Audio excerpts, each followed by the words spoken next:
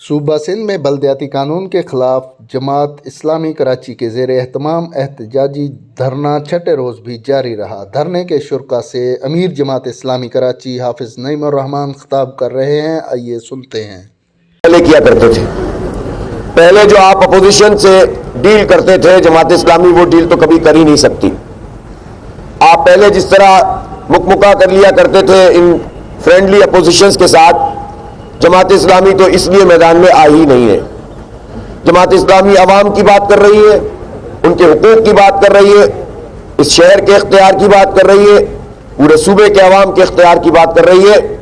اگر آپ چاہتے ہیں کہ یہ مسئلہ سیٹل ہو اور یہ دھرنا مزید آگے نہ بڑھے تو پھر آپ کو چاہیے کہ آپ سنجیدگی کے ساتھ اقدام کریں اور اس ایکٹ کو واپس لیں اور پھر بیٹھ کر بات کریں تو انشاءاللہ تعالی سارے راستے نکل جائیں گے۔ جہاں تک اس دھرنے کا تعلق ہے، یہ کسی پارٹی کی پروجیکشن یا شخصیت کی پروجیکشن کے لیے نہیں ہے، یہ کراچی کے 3.5 کروڑ عوام اور صوبے بھر کے 6 کروڑ سے زائد عوام کے لیے ہے۔ پیپلز پارٹی کتنی ہی بات کر لے اور دھوکہ دینے کی کوشش کرے کہ ہم نے میئر کو بااختیار بنا دیا، لیکن میں یہ کہنا چاہتا ہوں کہ غلط بیانی کرنے سے، دھوکہ دینے سے آپ حقائق کو بدل نہیں سکتے۔ سعید غنی صاحب، مجھے آپ یہ بتائیے، جو آپ بار بار یہ کہہ رہے ہیں کہ اپوزیشن نے جب کہا تو ہم نے ان کو اختیار دے دیا، تو آپ جس سندھ سالڈ ویسٹ مینجمنٹ کی بات کر رہے ہیں، پہلی بات تو یہ ہے کہ یہ پیدا کب ہوا؟ 2001 سے لے کر 2009 کے نظام میں تو یہ پورا انتظام بلدیہ کے تحت تھا۔ ٹاؤنز کی رسپانسبلٹی ہوتی تھی کہ وہ پورے کچرے کے اس نظام کو ترتیب دے، اور سینٹرز ہوتے تھے، پھر اس کے بعد لینڈ فل سائٹ پہ جایا کرتا تھا، یو سیز کے جو لوگ ہوتے تھے وہ کلیکشن کرتے تھے، اور اس طرح سے پورا اسموتھلی یہ نظام چل رہا تھا۔ یہ تو آپ کی اختراع ہے کہ آپ ہر ادارے پہ قبضہ کرتے ہیں اور آپ نے ایک نیا ادارہ تشکیل دے دیا۔ اب آپ سندھ سالڈ ویسٹ مینجمنٹ ہو یا واٹر اینڈ سیوریج بورڈ ہو، اس میں میئر کو اگر ڈپٹی چیئرمین کو چیئرمین بنا بھی دیتے ہیں تو نہ وہ کسی کو رکھ سکتا ہے، اپوائنٹ کر سکتا ہے، نہ وہ کسی کو نکال سکتا ہے، نہ اس کا کوئی مالیاتی اختیار ہوگا۔ جب مالیاتی اختیار نہ ہو، ہائرنگ فائرنگ کا اختیار نہ ہو، تو وہ کیا ہوگا؟ وہ ایک شو پیس ہوگا، وہ ایک سیریمونیل قسم کا ایک آدمی ہوگا یا جو بھی منتخب فرد ہوگا، اور آپ کہیں گے ہم نے بااختیار کر دیا، لیکن پوری قوم کو بیوقوف بنائیں گے اور اختیارات پھر آپ ہی لوگوں کے ہاتھ میں ہوں گے، جس طرح سے آپ نے تمام اداروں کے اوپر حکومت نے قبضہ کر کے رکھا ہوا ہے۔ اس لیے غلط بیانی سے کام نہ لیں اور آئیں اور فیس کریں میڈیا کو، صحیح بات بتائیں کہ آپ دھوکہ دے رہے ہیں، آپ بتائیں کون سا اختیار آپ میئر کو دے رہے ہیں۔ میں پوچھنا چاہتا ہوں، یہ میرے ساتھ سلیم اظہر صاحب موجود ہے، جماعت اسلامی کراچی کے نائب امیر بھی ہے، اور نعمت اللہ خان صاحب نے جتنا بھی کنسٹرکشن کی تھی، کراچی کو ڈیولپمنٹ کی تھی، اس میں یہ ان کے جو ہے وہ مشیر تھے اور یہ گلشن ٹاؤن کے نائب ناظم بھی تھے۔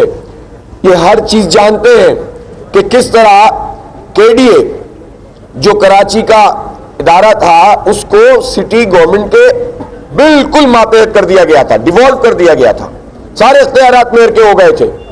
پھر آپ نے کیا کیا کہ دوبارہ سے کے ڈی اے بنا کر سندھ حکومت کا قبضہ کر لیا؟ مجھے بتائیں سعید غنی صاحب، ناصر شاہ صاحب، مراد علی شاہ صاحب، کیا آپ کے ڈی اے کو جو ڈیولپمنٹ اتھارٹی ہے، جس کا کام ہی ڈیولپمنٹ ہے، جو ہے ہی بلدیاتی کام، اس کام کے لیے کیا آپ یہ کہہ رہے ہیں کہ آپ نے اس قانون میں کے ڈی اے کو پھر جو ہے وہ سٹی گورنمنٹ میں ڈیوالو کیا ہے؟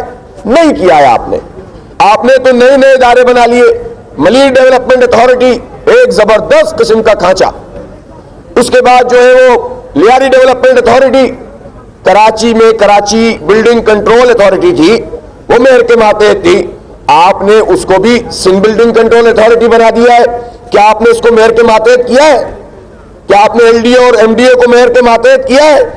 4,500 اسکول تھے نا کراچی میں جو میئر کے ماتحت کام کرتے تھے، آپ نے ان اسکولوں کو صوبے میں لے لیا، چند اسکول رہ گئے تھے کے ایم سی کے، اس دفعہ آپ نے وہ بھی اپنے پاس لے لیے۔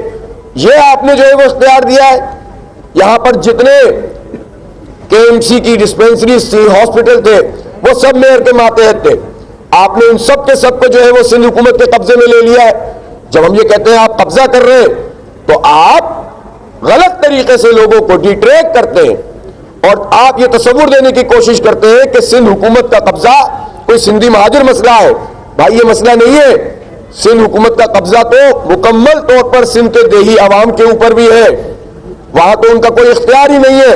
اسی قبضے کی بنیاد پہ تو یہ وڈیرے جاگیردار منتخب ہو جاتے. ورنہ ان میں سے کتنے لوگ ایسے ہوں گے اللہ ماشاءاللہ جن کے اندر کوئی ایسی خوبی ہو کہ وہ کوئی لیجسلیشن میں کوئی اپنا مقام رکھتے ہو, وہ ایسے لوگ ہو کہ جو کنٹریبیوٹ کر سکتے ہو. سوائے طاقت کے اور قوت کے اور وڈیراازم کے پورے سسٹم کے ان کے پاس ایسی کیا خوبی ہے؟ اس لیے جب آپ یہ کہتے ہیں کہ سندھی مہاجر تفریق, یہ آپ کو اور آپ کی پسندیدہ ایم کیو ایم کو مبارک ہو.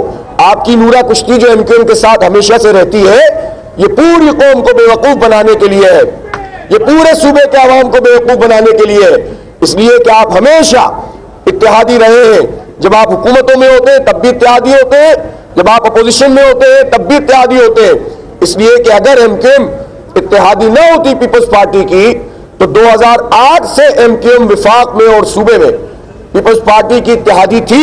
2012 کا ایکٹ آیا اور پھر اس کے بعد 2013 کا ایکٹ آیا. زبانی جمع خرچ کے علاوہ ایم کیو ایم نے کچھ نہیں کیا اور 1 سال مزید حکومت کا حصہ رہی.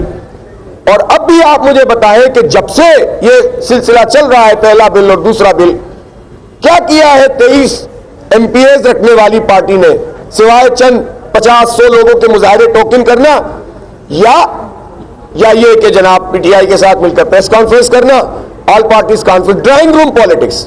اس کا پورا بینیفٹ پیپلز پارٹی کو ہوتا ہے. تو پیپلز پارٹی چاہتی ہی ہے یہ کہ وہ ایم کیو ایم اور ایم کیو ایم پیپلز پارٹی کا نام لے کر سندھی مہاجر تفریق پیدا کرے. تو یہ سلسلہ تو الحمدللہ سندھ بھر کے عوام نے مسترد کر دیا. آپ نہیں چل پائے. آپ نے ریاست کو تھریٹ دیا. آپ نے کہا کہ اگر آپ ہماری اکثریت کو نہیں مانیں گے تو ہم کچھ اور سوچنے پر مجبور ہوں گے. آپ نے تو پاکستان کی ریاست, پاکستان کو دھمکی دی تھی, لیکن سندھ کے عوام نے آپ کی اس دھمکی کو مسترد کر دیا. نہیں ہو سکا یہاں سندھی مہاجر فساد, کوئی یہاں پر نہیں لڑوا سکا. ہم یہ سمجھتے ہیں کہ جماعت اسلامی کی جد و جہد کی بنیاد یہی ہے کہ ہم سب کے حقوق کی بات کر رہے ہیں اور ہم کوئی نئی بات نہیں کر رہے. ہم بات وہ کر رہے ہیں جو آئین میں موجود ہے. مراد علی شاہ صاحب, آپ کی اکثریت آپ کو مبارک ہو, لیکن یہ اکثریت آئین کے الفاظ, آئین کی اسپرٹ اور آئین کی ہدایت کے برخلاف فیصلہ کرنے کی مجاز ہی نہیں ہے. آپ کو یہ حق ہی حاصل نہیں ہے اس اکثریت کو کہ جو اپنی اکثریت کی بنیاد پر آئین کو روندنے کی کوشش کرے. آئین کی آرٹیکل 140A میں جب یہ لکھ دیا گیا ہے کہ مالیاتی, انتظامی اور سیاسی اختیارات کو بلدیاتی حکومتوں کو ڈیوالو کیا جائے گا. ڈیولیوشن آف پاور ہے یہ. ڈیوالو کا مطلب ڈیلیگیشن بھی نہیں ہے, ڈیسینٹرلائزیشن بھی نہیں ہے, یہ ٹرانسفر آف پاور ہے. یہ تمام اختیارات کو منتقل کرنا ہے. میں پوچھنا چاہتا